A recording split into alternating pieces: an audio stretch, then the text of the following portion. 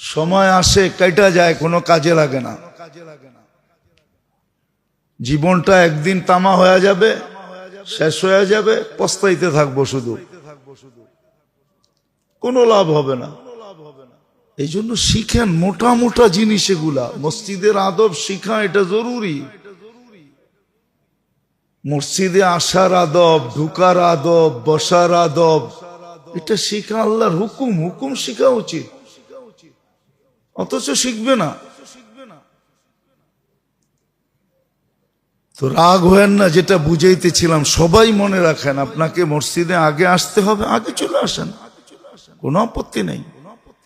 আরে মেরে দোস্ত বলবেন আগে আসবেন, আপনারা তো লম্বা লম্বা বয়ান করবেন, আপনি যতক্ষণ মসজিদে বসে থাকবেন বেনিফিট তো পাইতেছেন না? পাইতেছেন না?